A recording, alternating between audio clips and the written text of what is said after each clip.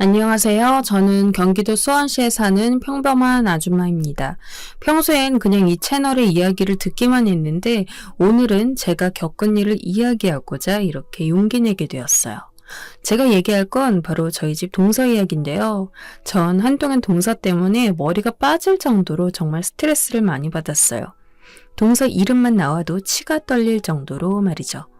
그러다 얼마 전 참다 그런 동서에게 제 나름 사이다를 날려줬는데 속이 뻥 뚫린 것처럼 너무 시원한 거 있죠? 진작 이럴 걸 하는 생각이 절로 들었네요. 모두 끝까지 들어주시고 저에게 좋은 말씀 남겨주시면 꼼꼼히 확인하고 읽어보도록 하겠습니다. 먼저 저희 집에 동서가 들어온 건 불과 1년 전이에요. 서방님은 인품도 좋고 직업도 괜찮은 분이었지만 어쩐지 여자인 관심이 없는 듯 보였어요. 시어머니가 언제 여자 데려올 거야? 아니 기다리다 눈이 빠지겠다 이 녀석아 하고 눈치를 줘도 그저 빙그레 웃기만 할 뿐 만나고 있다는 여자가 있다든가 하는 말씀을 안 했죠. 사실 사람이 좋아도 결혼이라는 건 인연이 있기 마련이고 제 짝을 만나야 성사가 되는 법이잖아요.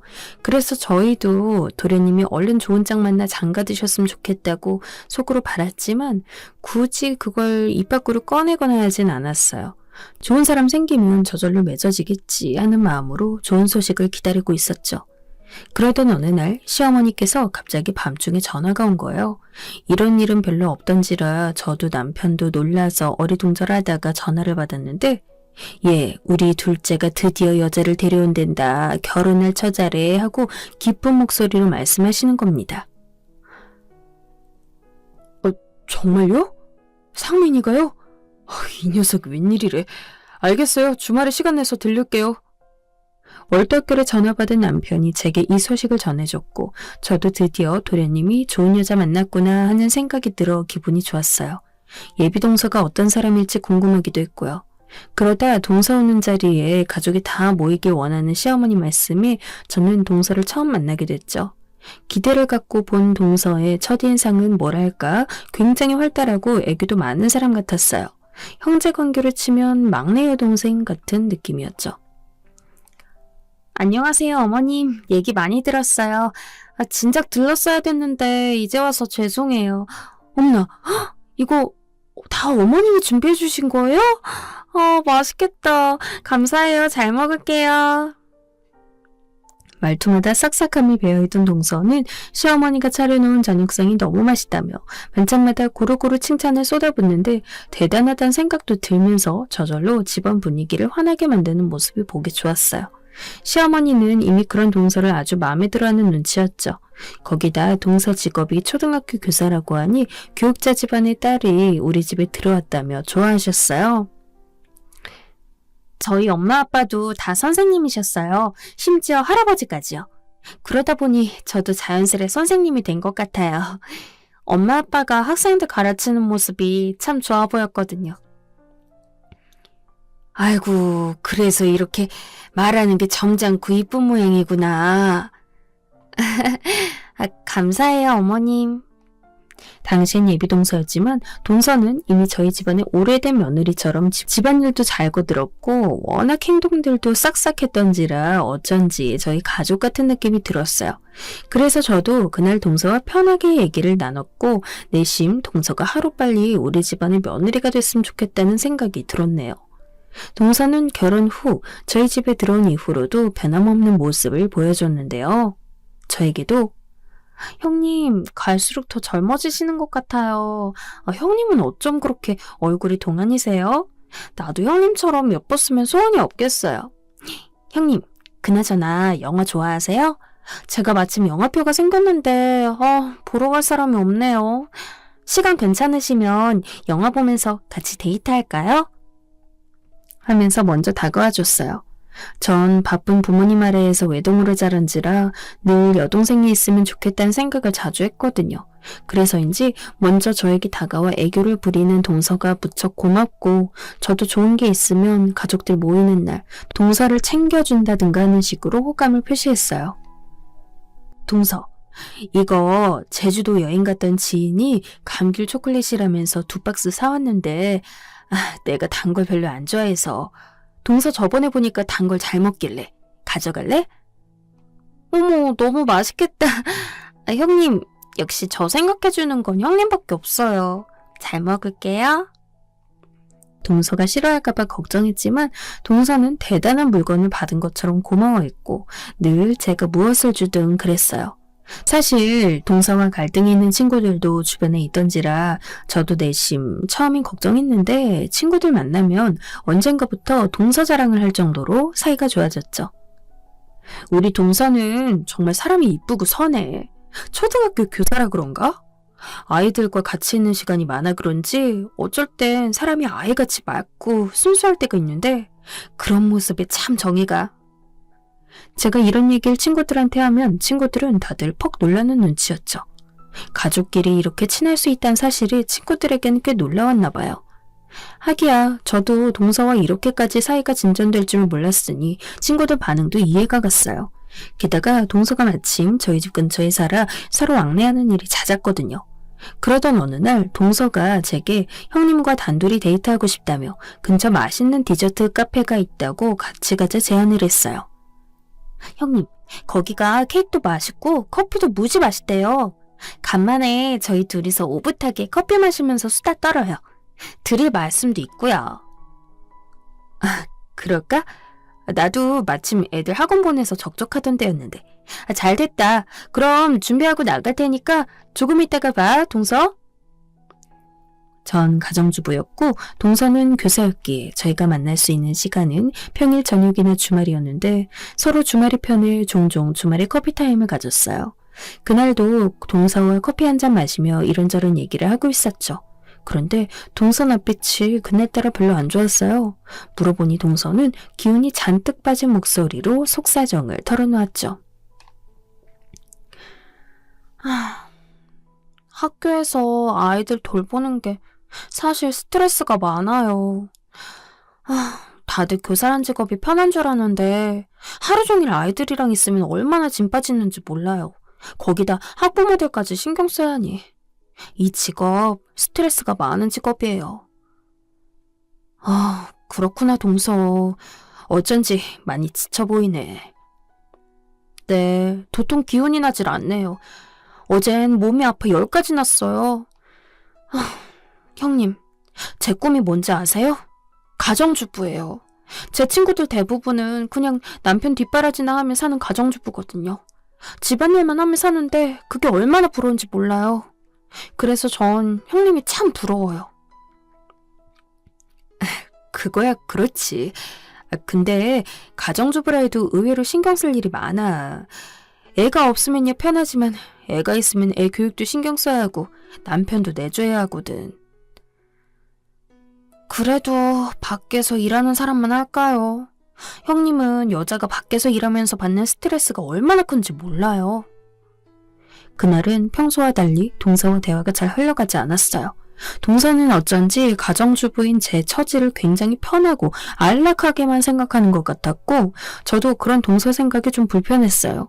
하지만 동서도 스트레스가 심하니 저에게 이런 푸념을 늘어놓는구나 싶어 그대로 넘어가게 되었는데요. 그러던 어느 날 저희 집에 크다면 크다고 할 수 있는 일이 하나 생겼어요.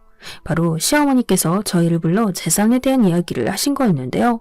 시아버지가 돌아가시고 난 후 홀로 살아오셨는데 동서도 이 집안에 들어왔고 어머님 본인도 몸이 아프시니 이제는 재산을 분배해도 좋을 것 같다는 말씀이셨죠. 아무래도 몸이 아프고 주변에서 갑작스레 돌아가시는 분들 이야기도 듣다 보니 마음이 조금 조급해지신 것 같았어요. 네 아버지 유언이 있었으니 난 거기에 따라 처리하려 한다. 물론 내 생각도 네 아버지랑 같고 장남인 너희 부부에게 강남의 건물을 주고 둘째 내에겐 너희 아버지가 갖고 있는 땅을 하나 주려고 해. 자그마한 땅이긴 하지만 너희가 어떻게 쓰느냐에 따라 수익을 낼 수도 있어. 허니 이 재산 잘 불려서 살아봐라. 사실 아버님께서 살아계실 적 저희에게 건물을 주고 서방님에겐 땅을 준다는 얘기를 하긴 했어서 전 이미 어느 정도 예상은 했죠. 근데 동서는 처음 듣는 얘기다 보니 조금 어리둥절해했어요. 땅에 대해서도 잘 모르고 있었고요. 시어머니께서 어떤 땅인지 하나하나 설명을 해주시자 그제야 알았다는 듯 고개를 끄덕였죠. 그런데 저는 그게 동서에게 불만이 될 거라고는 생각하지 못했어요. 평소와 같이 활기찬 목소리로 이런저런 이야기를 떠들다 헤어졌으니까요. 사건의 시작은 설날이었는데요. 저희 집은 명절날 아침 일찍 저와 시어머니가 함께 모여 떡국을 끓이는 관례가 있었어요. 당연히 동서도 이걸 거들기로 했고요. 그렇게 다 같이 떡국을 만드는데 동서가 유독 시어머니 쪽에 탁 달라붙어 시어머니에게만 말을 붙이더라고요. 원래는 저와 더 얘기를 많이 나누고 만나면 반가운 마음에 서로 선물까지 건네는 사이인데 동서는 절 본청한 채 하곤 제가 하는 질문들도 굉장히 달갑지 않은 듯 받아들였어요. 그런 행동은 명절 내내 계속 반복됐죠. 나중엔 제가 동서에게 무슨 실수를 한 게 있나 하는 생각마저 들었어요. 그러다 다 같이 떡국 먹을 땐 제게 평소 하지 않던 짜증까지 내더라고요. 어머, 형님, 제 떡국 김가루가 너무 많이 올라왔네요. 전 짠 거 못 먹는다고 말씀드렸는데. 그랬어, 동서? 미안해, 내가 모르고 많이 올렸나 보다. 많이 짜겠네. 내 거랑 바꿔 먹어. 아니에요, 괜찮아요. 그냥 다음부턴 주의 좀 해주세요. 동서가 자기 떡국에 김가루가 많이 올라가져 있다고 불평하길래 바꿔준다 하니 이미 마음이 단단히 상한 얼굴로 됐다고 했어요. 설마 이런 것 때문에 화가 났나? 하여 저도 조마조마한 마음으로 다시 동서에게 다가가 아까 일은 미안했다고 사과했는데 절 쳐다도 보지 않더군요. 저는 그날 동서와 헤어지고 나서도 찝찝한 마음을 가눌 수 없었어요. 왜 그러지? 하는 의문만 계속 머릿속에 맴돌았죠. 그러다 안 되겠다 싶어 제가 먼저 동서에게 연락하게 되었어요. 동서, 오늘 뭐해? 시간 괜찮으면 우리 근처 카페 갈까? 형님, 죄송한데 오늘은 제가 바빠서요. 이만 끊을게요. 평소라면 무척 방방 뛰고 좋아했을 동서가 생전 없던 싸늘한 목소리를 거절하더니 인사도 없이 전화를 툭 끊었어요. 그런 동서 행동에 전 무척 기분이 나빴고 무슨 일인지 몰랐지만 나중에 동서가 때되면 말하겠지 싶어서 잠자코 기다렸습니다. 그러면서도 명절날 있던 일을 혼자 곱씹게 되기도 했는데요. 과일 깎아먹는 시간에 서방님이 제 가방을 보고 형수님, 가방이 바뀌셨네요. 예쁜데요? 하고 말한 적이 있었어요. 이거요? 네, 친구한테 선물 받았어요. 처음 받아보는 명품 선물인데 멜 때마다 손이 덜덜 떨리네요. 이렇게 비싼 가방은 처음 들어봐서. 사실 별 대화는 아니었어요. 제가 선물 받은 걸 물어봐서 답한 것 뿐이었는데 그 순간 동서 표정이 확 굳었어요. 동서는 제가 갈 때까지 그 가방을 굉장히 불만스러운 눈길로 빤히 쳐다봤죠. 제가 더 민망해질 정도로요. 그런데 나중엔 저에게만 와서 귓속말로 이러는 겁니다. 형님, 요즘 짝퉁이 그렇게 많대요. 형님도 혹시 그 선물 받은 거 짝퉁인지 잘 알아보세요. 중국에 유명한 짝퉁 시장이 있는데 어찌나 똑같은지 깜빡 속겠다라니까요. 조심하세요. 당황한 제가 아니라고 말했지만 동서는 계속해서 짝퉁일 수도 있다고 말했어요. 사실 그럴 리가 없었어요. 친한 친구가 마음에 안 들면 교환하라고 백화점 영수증도 첨부해줬으니까요. 허나 동서의 그 태도가 절 무척 당황스럽게 했습니다. 마치 제가 모르던 동서의 모습을 발견한 것 같은 기분이랄까요? 찝찝함이 사라지지 않아 결국 애들이 자고 있을 때 집으로 돌아가는 길에 남편에게만 동서가 한 말을 전달해줬습니다. 에이, 자기가 예전에 짝퉁을 선물로 받아봤을 수도 있고 그냥 진짜 짝퉁일 수도 있으니까 그런 말 한 거겠지. 남편은 대수롭지 않게 여겼지만 그때부터 저는 동서의 달라진 모습에 왠지 모를 쎄함을 느꼈어요. 그리고 제 예상은 다음 명절 때 정확하게 맞아 떨어졌죠. 제 입장에선 무척 당황스러운 일이기도 했는데요. 추석날 시어머니께서 몸이 편찮으셔서 음식을 하기 힘드시다고 하셔서 저와 동서가 나눠서 음식과 송편을 사가기로 했어요. 전 그때까지만 해도 동서와 거리가 생겼다는 사실이 찝찝해서 이번 명절에 만나면 얘기를 잘 해봐야겠다고 생각하던 차였어요. 그런데 명절날 송편을 사서 시댁으로 가니 동서가 이미 부엌에서 일을 하고 있더라고요. 동서 일찍 왔네? 네, 형님. 형님은 좀 늦으셨네요? 어? 늦은 시간도 아니었고 원래 모이던 시간에 온 건데 동서는 마치 화났다는 식으로 야채를 썰고 있었어요. 시어머니는 조용히 제 눈치를 보고 계셨고요.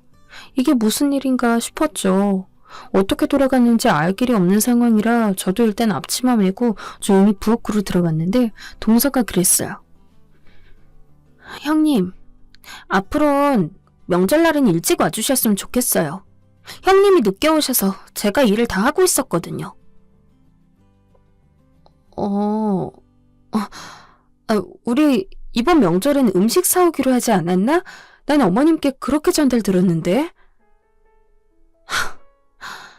형님, 그걸 고지고대로 믿으세요? 어머님이 말만 그렇게 하신 거지. 당연히 저희가 일하시길 바라는 거 모르세요? 밖에서 음식 사 먹는 거 가뜩이나 안 좋아하시는데 명절날까지 사 먹는 걸 좋아하시겠어요? 저는 순간 할 말을 잃었습니다. 근데 시댁살이는 제가 더 많이 하지 않았겠어요? 시어머니는 제가 더 잘 알지 않겠냐고요. 저희 시어머니 그런 걸로 며느리 탓하실 분도 아니시고 빈말로 음식 사오라는 소리 하실 분도 아닙니다. 동서가 단단히 착각한 듯 했죠. 그래서 저는 아니라고 차분하게 설명을 해주려 했어요. 그런데 동서는 이미 제 말은 들을 생각도 않고 완전히 혼자 삐져선 귀 닫고 요리만 하더군요. 그런 동서의 모습에 저도 답답함을 느껴서 그냥 한숨만 푹 쉬곤 일만 했습니다. 부엌 일을 하면서도 동서와 내 사이가 왜 이렇게까지 됐을까 말로 풀면 풀릴 일인데 왜 혼자 생각하고 결정짓는 건지 동서를 이해할 수 없었죠. 그리고 다 같이 둘러앉아 간단히 밥 먹으려 상을 차리는데 그때는 언제 그랬냐는 듯 또 활기차게 말을 이어갔어요. 제 앞에선 온갖 표정 다 구기고 앉아있더니 시어머니 있는 자리에선 자기 직장에서 일어난 일, 집에서 생긴 일들을 말하며 끊임없이 웃어댔어요. 마치 제 앞에 있는 동서가 이중인격 같았어요. 저는 밥이 코로 들어가는지 목으로 들어가는지 모른 채 주섬주섬 밥알을 넣었고 맞은편에 있는 동서를 바라보며 얼른 이 시간이 지나가길 바랐습니다. 시어머니는 나중에 동서에게만 따로 수고비를 주시며 아침부터 일해줘서 고맙다는 말씀을 하셨죠. 아가, 네가 고생이 많았다. 근데 이제부턴 일하지 않아도 돼. 나도 허리가 아파서 음식을 못하니까. 니네만 시키기 미안해서 그래. 아니에요, 어머님. 제가 좋아서 한 일인데요. 어머님이 맛있게 드셨으면 됐어요. 다음에도 저희끼리 음식할게요. 형님도 괜찮으시죠? 그럼 괜찮고 말고. 네, 여러분도 눈치채셨겠지만 황당했던 부분은 바로 이거였어요. 동서가 제게 어떤 상의 없이 시어머니에게 앞으로 음식은 저희가 새벽부터 와서 하겠다고 한 거예요. 동서는 상의할 생각도 없어 보였어요. 그 후 명절날은 저희끼리 음식을 하게 됐는데 그때부터 저와 동서의 갈등은 크게 심화되기 시작했습니다. 명절 당일 동서가 새벽부터 저에게 전화를 걸어 이런 말을 한 게 사건의 불씨였는데요. 형님은 주부시니까 시간이 많이 남잖아요. 그러니까 저보다 좀 더 일찍 오셔서 이것저것 준비해주세요. 장도 형님이 봐주실 수 있죠? 제가 목록 보내드릴 테니까 이대로 빠짐없이 다 사와주세요. 그럼 부탁 좀 드릴게요. 하고 끊은 겁니다. 갑자기 난데없이 장을 보라고 하며 일찍 준비하라고 하는 그 말에 전 얼떨떨했고 화가 났어요. 다시 동서에게 전화를 걸었지만 동서는 전화를 받지도 않았고요. 결국 일단 장을 보고 시댁에 들어가게 됐는데요. 역시나 동서는 없었고 시어머니 혼자 불편한 몸으로 국을 끓이고 계셨습니다. 왔구나 아가. 이것 좀 도와다오. 네 어머님. 쉬고 계세요. 제가 할게요. 시어머니는 제가 오자 조금 쉬러 가셨고 저는 시어머니를 부엌에서 내보낸 뒤 음식을 만들기 시작했어요. 한두 명 사람 걸 만드는 게 아니었기 때문에 음식 준비는 꽤 많은 시간이 걸렸죠. 솔직히 그 많은 음식을 다 하려니까 저도 힘이 많이 들었습니다. 동서가 와야 좀 편할 텐데 동서는 올 기미도 안 보였죠. 제가 땀을 뻘뻘 흘리며 이것저것 준비하고 거의 음식 준비가 막바지에 이르러서야 느지막이 동서네가 도착했어요. 동서는 늦어서 미안하단 말도 없이 부엌에 와선 제가 만든 음식들을 맛보기 시작했고 이건 간이 짜네 맞지 않네 하며 음식에 대한 평을 했어요. 그러면서 하는 말이 형님, 음식이 대체로 맛있긴 한데요. 간이 안 맞는 음식들이 좀 있네요. 주부이신 형님에게 이 정도 음식은 어려운 수준이 아닌데 왜 이렇게 만드셨어요? 였어요. 거기서 저는 폭발을 해서 동서에게 한마디 하고 말았죠. 동서, 지금 늦게 와놓고 그게 나한테 할 말이야? 우리 아침에 만나기로 하지 않았나? 형님, 뭐 이런 걸로 혼자 예민하게 굴고 그러세요. 참 이상하시네. 저 어제 일하느라 너무 바빴어요. 그래서 오늘 아침에 일어나기 어려울 것 같아서 형님에게 좀 부탁 좀 드린 건데 그게 그리 싫으셨어요? 뭐라고? 난 지금 그 말을 하는 게 아니잖아. 늦었으면 미안하다는 말을 하든가 그런 말 하나 없이 부엌에 들어와서 만들어 놓은 음식에 안 좋은 소리만 늘여놓으니 하는 말이잖아. 제가 왜 형님에게 미안해야 하죠? 형님은 저보다 시간적 여유가 많으신 거잖아요. 솔직히 말해서 애들이 어린 것도 아니고 학원 보내고 나면 남는 게 시간이실 텐데요. 전 일하는 사람이니 이런 휴일날은 조금이라도 잠을 자야 한다고요. 그래서 부탁드린 건데 그 정도도 이해 못 해주세요? 동서, 저번에도 동서가 나한테 주부일 편하겠다고 말한 거 기억하는데 내가 말했지만 주부라 해서 그런 식으로 비난하는 건 내 입장에서도 기분 나쁠 수 있어. 그렇다면 이 세상 가정주부들은 다 할 일 없이 노는 사람들이야? 동서처럼 일하는 사람만 바빠?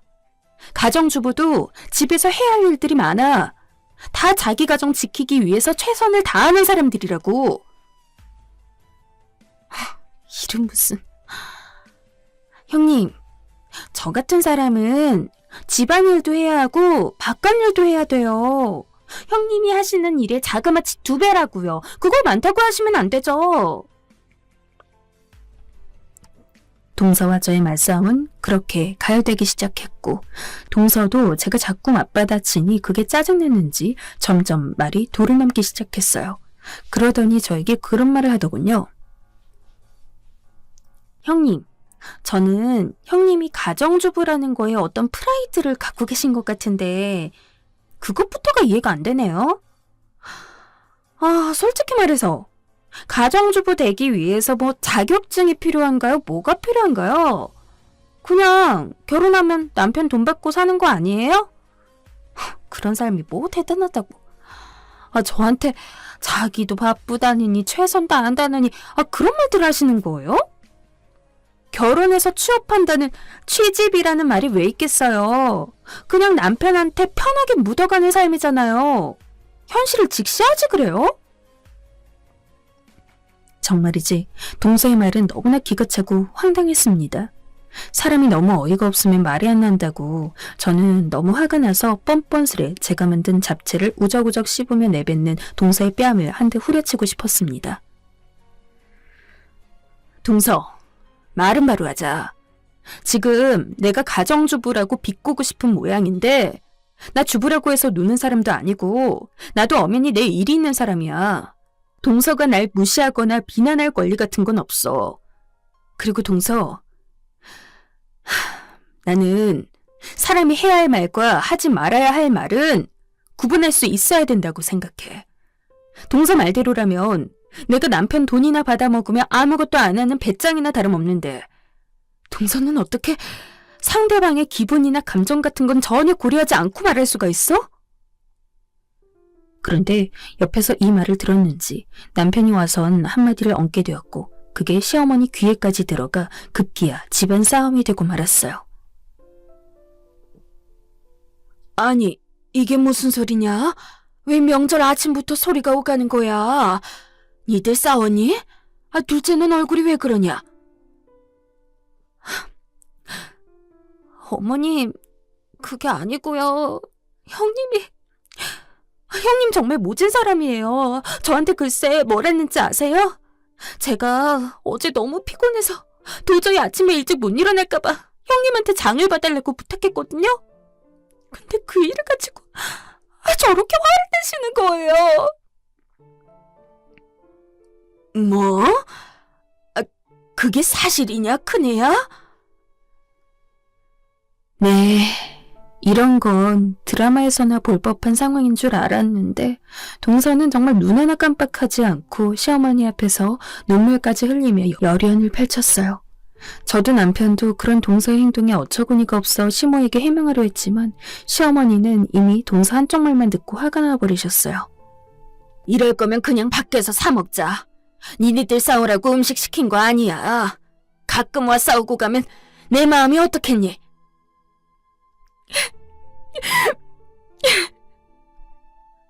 그렇게 그날의 명절은 가족 간의 서로 오해와 상처만 남은 채 끝나버렸고 저도 괜히 서글픈 마음에 눈물이 나서 엄마에게 전화를 하여 하소연하다가 잠들었네요. 남편이 비록 제 마음을 알고 옆에서 위로해주긴 했지만 그런다고 마음이 풀리지도 않았어요. 그저 동서 얼굴을 가급적 볼 일이 없길 그것만 바랄 뿐이었죠. 이제는 동서 얼굴을 보는 것조차 불편해져 버렸으니까요. 참, 저와 동서의 사이, 친자매와 다를 바 없는 소중한 사이라고 생각했는데 일이 이렇게까지 되고 나니 제 마음도 힘들었습니다. 이제는 시댁 가는 길이 저에게 너무나 극도의 스트레스가 되어버려 하루에도 머리가 한 움큼씩 빠질 정도였죠. 종종 서방님이 그런 저희의 상황 때문에 전화를 하여 외려 죄송하다는 말을 전하긴 했지만 고맙긴 해도 위로가 와닿지도 않았어요. 그저 동서를 이해할 수 없었고 나중에 서방님으로부터 동서가 자기 부부가 재산을 덜 받게 되니 그게 화가 나 괜히 형수님께 그런 것 같다는 말을 들었을 때야 저에게 왜 그랬는지 이해하게 되었죠. 그러다 시어머니의 생신날 사건이 하나 크게 터지고 말았는데요. 지금도 이 사건을 생각하면 좀 가슴이 두근두근해요. 시어머니는 생신 전 저희를 불러 미리 이번 생일은 간단히 외식하고 끝내자고 말씀하셨어요. 아무래도 저희가 음식 준비하면 또 2번 힘드니 그렇게 하시자고 결정을 내리신 것 같았죠. 그리고 오늘은 저도 동서가 무슨 행동을 하든 참기로 했어요. 시어머니의 부탁이 있었기 때문이었죠. 요즘 너희 둘이 사이 안 좋은 거 알고 있다. 허나 이번만큼은 제발 좋게 넘어갔으면 좋겠구나. 큰애 니가 그래도 윗사람이니 날 봐서라도 전처럼 사이좋게 지냈으면 싶구나. 네, 걱정 끼쳐드려 죄송해요. 알겠습니다, 어머니. 시어머니께서도 계속 신경이 쓰이셨는지 절 따로 불러 그런 부탁까지 하셨고 저 또한 시어머니 생일을 저희 간의 일로 망치고 싶지 않았어요. 그래서 무슨 말을 들어도 못 들은 척 넘겨버리려 했죠. 그런데 그날따라 동서는 시어머니 앞이라 그런지 저에게 날선 태도를 보이지도 않았고 외려 저에게 잘해주려 했어요. 그것마저 얄미웠지만 저도 남편도 포커페이스를 유지한 채 묵묵히 식사만 했습니다. 그리고 생일 선물을 각자 전달하는 시간이 다가왔는데요. 저희는 늘 그랬듯 용돈을 챙겨드렸고 저희 애들은 스킨로션 같은 화장품을 시어머니에게 드렸어요. 아이고 우리 새끼들 고맙구나. 잘 쓰마. 비록 비싼 화장품은 아니었지만 어머님은 손주들의 선물을 무척 흐뭇해하셨죠. 또 저희 아이들은 할머니께 이런저런 자랑을 했어요.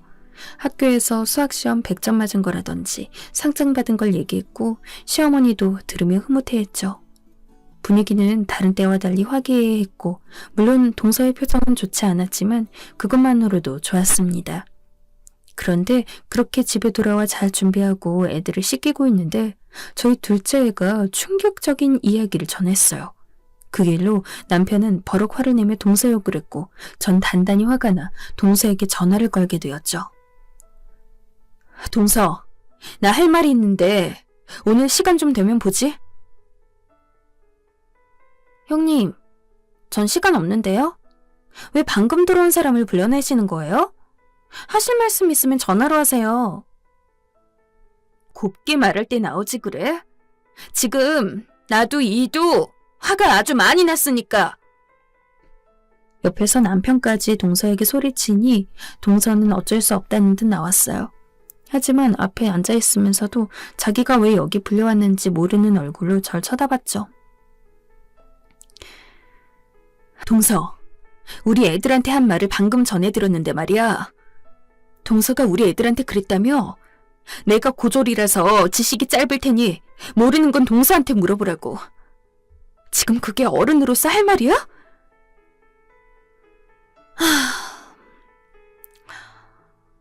형님 학력 고졸이신 거 맞잖아요. 어머님한테 들었는데요? 아닌가요? 그럼 지금 내가 무식해서 애도 못 가르친다는 말이야? 동서는 어떻게 그렇게 사악한 말들을 아무렇지 않게 내뱉을 수가 있어? 애들 가르치는 사람이라는 어른이 자기 행동에 부끄럽지도 않아? 아, 형님. 저 지금 무지 피곤해요. 내일 출근해야 하거든요. 형님이야 내일 할 일이 없어서 오늘 늦게 자든 상관없겠지만 전 아니라고요.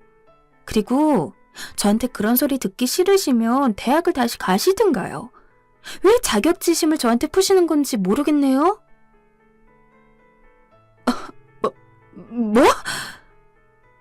아니면 저처럼 일을 하셔서 능력을 증명하시든가요. 하기야. 형님은 경력이 단절됐으니 어디서 일하시는 것도 힘드시겠죠. 격리일이라도 안 될 테니 말이에요. 동서는 이제 대놓고 절 무시하는 태도로 변하고 있었어요. 전 여기서 더 참지 못했고 동서의 머리채를 잡아버렸습니다. 그때 사람들이 절 보든 말든 그건 제 눈에 들어오지도 않았죠. 저도 이성이 끊겨 동서에게 손을 휘두르고 말았고 잘못된 행동이라는 걸 알지만 그런 모욕적인 말들을 그냥 두고 볼 수 없었어요. 그리고 동서는 그 일을 그대로 시어머니께 일러바쳤죠. 형님이 자기 머리채를 잡아 아주 갖은 쪽을 다 당했다며 더 이상 제 얼굴은 보고 싶지 않다고요.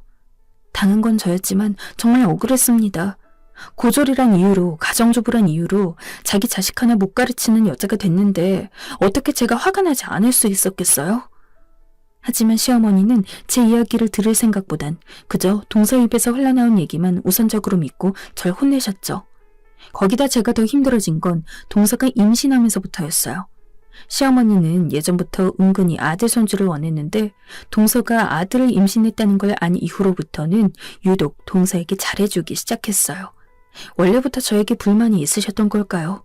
그걸 말하지 못했을 뿐이었을까요? 처음엔 그저 제가 오해하는 거라 믿고 싶었지만 제 남편 사업이 잘 안 되면서부터 시어머니께선 그러니 네가 일을 같이 해서 돈이라도 모아놔야 했는데 하는 말로 제 속을 긁어놓았죠.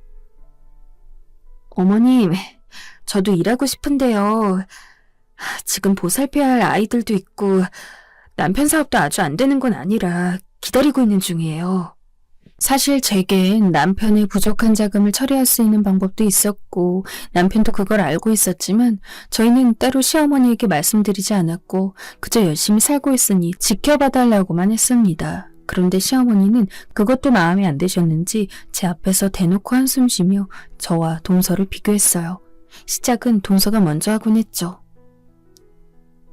형님, 그러니 일이라도 하셨어야죠.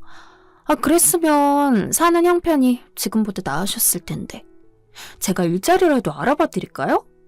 형님, 청소부나 식당 일자리 같은 거 정도는 하실 수 있잖아요. 아직 나이가 많진 않으니 뽑아줄 거예요.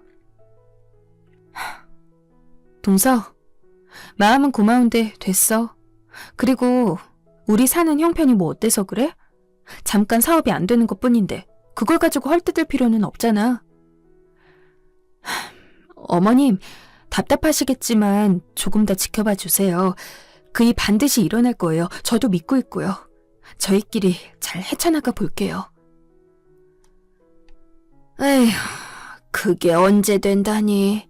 언제까지 기다려야 하냔 말이다. 네 동서는 열심히 일해 돈을 모아놨으니 둘째 애가 잠깐 직업을 잃는다 해도 생계에 문제가 없는데 너네 사정은 다르지 않니? 어머님 말 틀린 거 없었어요. 하지만 사람이 힘든 상황에서 남편 앞에서 제 앞에서 굳이 그런 말 할 필요 있었을까요? 그저 지켜봐 주시면 좋을 텐데 남편도 어머님 말에 잔뜩 기가 죽었고 저도 덩달아 기분이 좋지 않았어요. 그러던 어느 날 남편 사업이 차차 회복되어 가고 있을 무렵 동서가 아직도 저희 집 형편이 안 좋다고 생각했는지 절 제대로 열받게 했고 전 안 되겠다 싶어 동서에게 제가 가진 것을 밝히기로 마음먹었습니다. 사실상 이런 날이 올 거라고는 예상 못했어요. 처음엔 시어머니가 저에게 전화를 걸어 동선의 언니 학원으로 가보라고 대뜸 연락하셔서 이게 뭔 일인가 해서 가봤어요. 그런데 동서가 와 있었어요. 형님, 저희 언니 학원 청소하시는 분이 오늘 안 나와서 청소일 좀 부탁드리려고 불렀어요. 괜찮죠? 학원이 크지 않아서 어렵진 않을 거예요. 수고비는 한 5만 원 정도 드릴게요. 대걸레는 화장실에 있고, 우리 학생 하나가 아까 실수를 해서 변기도 뚫어주셔야 할 거예요. 일 열심히 해주고 가세요. 애들이랑 그 돈으로 맛있는 거 사 먹으시고요. 뭐? 그러니까 청소를 시키려 날 불렀단 말이야? 네. 형님 사정도 어려우시니 제가 한번 봐드린 거예요. 저희 사이가 그리 좋진 않지만 이럴 때 가족 노릇 해야지. 뭐 하겠어요? 그러니까 이 모든 게 나를 위한 거다? 기가 막혀. 뭐가 기가 막히다는 거예요?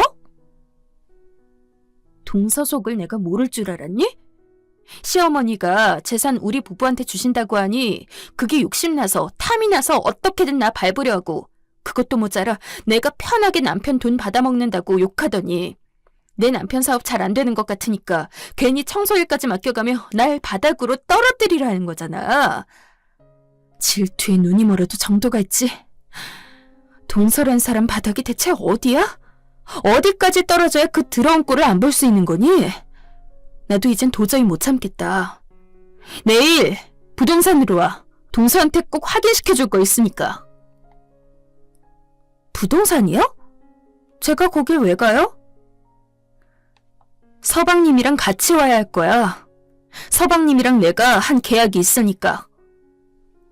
동서는 계약이 뭔지 물었지만 전 아무 말 하지 않고 뒤를 돌아 집으로 온 후 남편에게 제 계획을 전달했어요.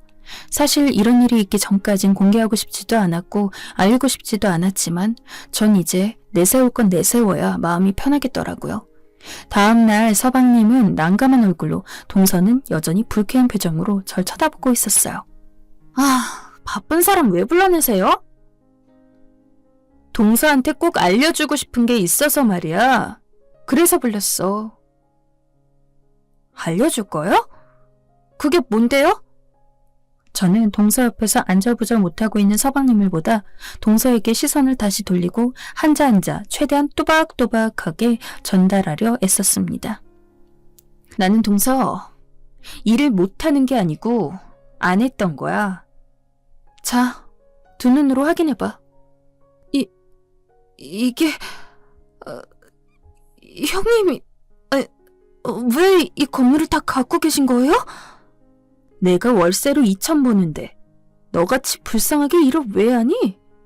진짜 여기서 불쌍한 사람이 누군지 모르겠어? 동서는 제가 내민 등기에 그야말로 사색이 되었어요. 형님, 이게 진짜예요? 서방님과 나 사이에 계약이 있었다고 말했지? 최근에 서방님 가게가 내 건물로 들어오기로 했어. 동서도 알겠지만 서방님 가게 지금 형편 안 좋잖아. 그래도 가족인 서방님 생각해서 월세를 아주 싸게 받으려 했는데 말이야. 도저히 동서 때문에 안 되겠네. 서방님, 죄송해요. 동서가 저에게 한 짓들이 너무 심해서 차마 호의를 베풀어 드리지 못하겠네요. 제 말이 끝나자마자 서방님의 안색은 굳어졌고 동서는 어리둥절해하며 서방님을 바라봤습니다. 그제야 서방님은 한숨을 쉬며 그래서 내가 형수님께 잘하라 했잖아 하고 힘없이 말하는데 서방님도 보기 안쓰러웠어요. 사실 서방님 가게가 잘 안 되고 있는 건 동서도 모르고 있던 사실이었죠. 전번날 서방님이 저희 집에 찾아와 사정을 털어놓으면서 안 사람이 난리칠까봐 아직 비밀로 하고 있다고 했기에 저도 동서에게 따로 티내지 않았죠. 그리고 때마침 제가 서방님에게 그럼 제 건물 위치가 좋으니 이쪽으로 들어오라고 제안하게 된 거였어요. 제 말이 끝나자마자 동서는 믿을 수 없다는 눈으로 절 보았고 전 뒤돌아 부동산을 나와버렸어요. 그 후 동서는 여러 번 저희 집에 찾아왔어요. 서방님과 동서 사이가 그간 썩 좋진 않았는지 서방님이 동서에게 이혼을 요구했다고 하더군요. 형님, 제가 잘못했어요. 알겠어요. 저희 남편 가게 다시 받아주시면 안 될까요? 남편이 저한테 질렸다고 해요. 미안한데 동서, 바쁜 사람 붙들지 말고 나가주겠어? 동서 여기서 이럴 시간이 있니? 일하는 사람인데 말이야. 저는 그런 말을 하며 대문을 소리내게 쾅 닫았고 나중에 동서와 서방님이 이혼 소송이 진행된다는 얘기를 건너 듣게 됐어요. 시어머니는 두 사람이 이혼 소식에 가슴을 치며 힘들어하셨고 저 역시 마음이 편한 건 아니었지만 그래도 동서를 가족으로서 이젠 안 봐도 된다는 생각이 들자 가슴 속 커다란 돌멩이가 쑥 하고 빠져나간 것처럼 가볍고 후련했어요. 현재 저는 제 삶을 잘 유지하며 살아나가고 있는 중이고 제 건물엔 서방님 가게가 입주해 있어요. 동서와 끝난 관계이고 저에겐 잘 대해주셨던 분이니 조금이라도 도와드리고 싶었네요. 또 별로 알고 싶지 않았지만 시어머니에게 듣기론 동서가 다른 남자와 재혼을 준비하다 결국 결혼이 엎어졌다고 하더군요. 그 이유가 뭔진 모르겠지만 동서의 인성엔 워낙 많은 문제가 있었으니 인과응보일 거라는 생각이 듭니다. 지금까지 저의 긴 이야기 어떠셨을지 모르겠어요. 쓰면서 저는 속이 시원하기도 하고 좋았답니다. 살면서 글 쓸 기회가 많지 않은데 이런 기회를 갖게 되어 영광이었고요. 앞으로 여러분들의 사연도 기대하고 계속 청취하고 있을게요. 올 한 해 여러분들 모두 꽃길만 걸으시길 바랍니다.